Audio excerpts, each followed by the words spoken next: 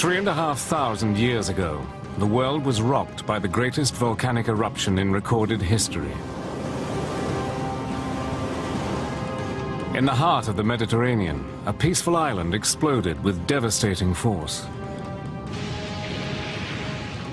At a stroke, a whole civilization was wiped from the face of the earth. Then, at the turn of the 20th century, the remains of a spectacular palace were discovered on Crete.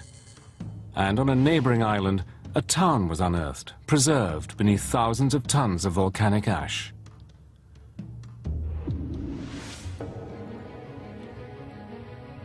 Archaeologists are examining every fragment from these mysterious sites to uncover their hidden secrets.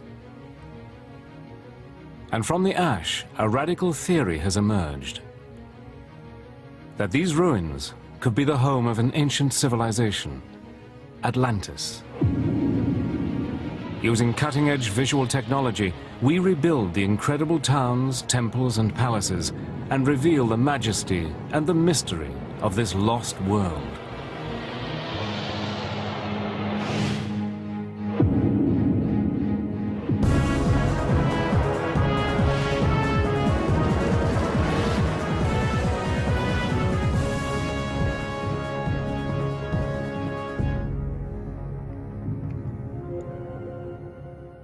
Every search for Atlantis begins with the writings of the classical Greek philosopher Plato.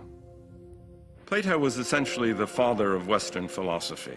And because what he had to say was so important and has remained important throughout the history of Western thought, it became much more acceptable, much more respectable, if you will, than if someone else had written it. In one of his most intriguing works, Plato describes a remarkable utopian society. Rich in wealth and knowledge, their skills as builders and engineers were advanced beyond imagining. But, he says, the peace of this land was suddenly torn apart.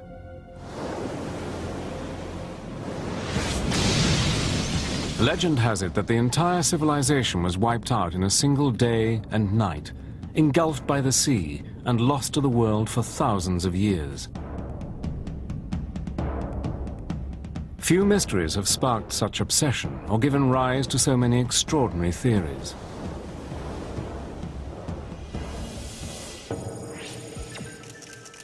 In 1900, on the Mediterranean island of Crete, an extraordinary discovery was made. An Oxford archaeologist and real-life Indiana Jones named Arthur Evans was searching for treasures from the ancient world. Evans was looking for something very specific. He was looking for the first European culture, but he was also looking for the roots to Greek mythology. Evans' search began in a hilltop settlement called Knossos. What he found exceeded his wildest dreams. In the very first trench he dug, Evans unearthed a magnificent stone throne. It was the heart of a spectacular palace complex.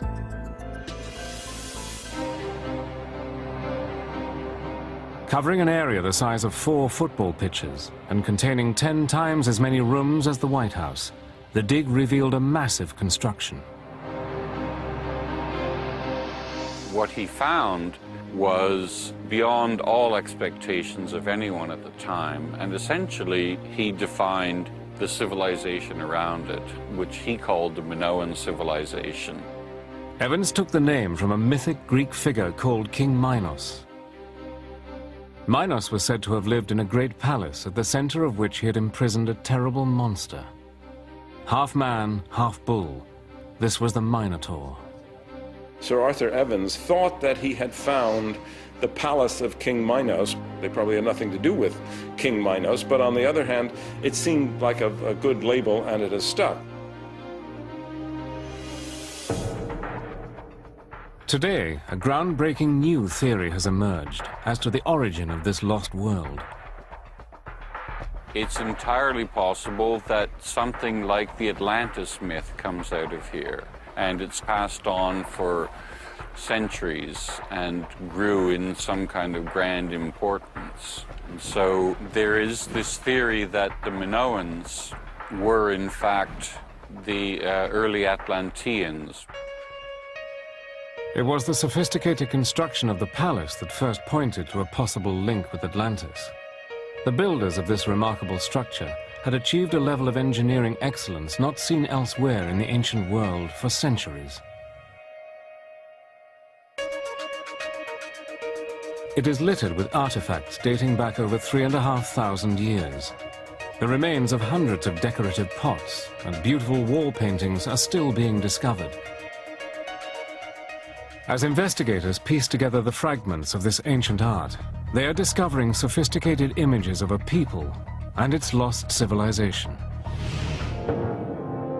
People were extremely interested because this was going back beyond the boundaries of classical studies and classical archaeology into something entirely new, which had not really been envisaged before. The buildings here are older than anything previously discovered on the island, and they are infinitely more advanced. Teams of experts are searching for clues that may tie this remarkable site to Plato's story of Atlantis. Colin MacDonald has scoured every inch of the palace, above and below ground, to reveal its technological achievement. And beneath the surface, he has discovered one of the site's most advanced features.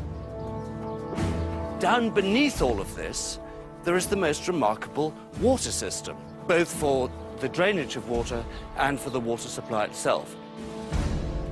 Astoundingly, this sophisticated network of pipes predates the plumbing of the classical Greek and Roman empires by over 1,000 years.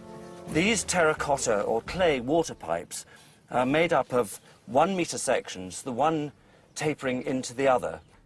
It took water to lots of different parts of the palace, and equally impressive systems were used actually to get water out of the palace for the drainage system itself. A vast subterranean network carried wastewater away from the palace. Using the details of Colin's survey, we can now see how the drains circled through the palace's royal quarter. We're right in the middle of the main drainage system of the palace here on the east side. It's stone built on either side, about 1 meter high here. In times of torrential rain, huge quantities of water could be dealt with by this drainage system. At Atlantis, a similarly sophisticated water management system is described by Plato. He writes about a place where water, collected from the surrounding hills, was in abundant supply throughout the city, as it was here at Knossos.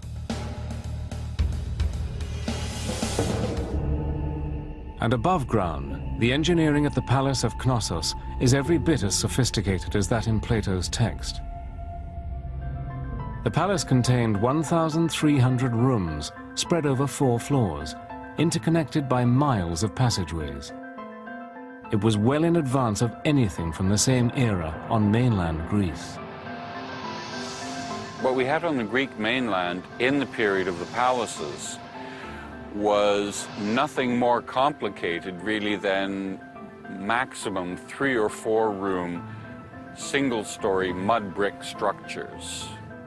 There's no grand architecture on the scale that we see in the Cretan palaces. Plato describes the Palace of Atlantis as an acropolis sitting on a great hill. At Knossos, we find just that. Construction must have involved huge earth-moving operations. The entire hilltop was flattened and terraces were carved so that the palace could be built on multiple levels. The large foundation blocks of the palace walls were constructed from a crystalline stone called gypsum. It was quarried locally and then cut into massive blocks with bronze saws. We're right in the middle of a large quarry used for quarrying the gypsum that was used in the construction of the first palace at Knossos. Here, one can see very, very clearly the tool mark of the bronze object which sliced away an enormous part of the face, and the resulting block, which would have fallen down, would then either have been worked here or moved the 800 meters or so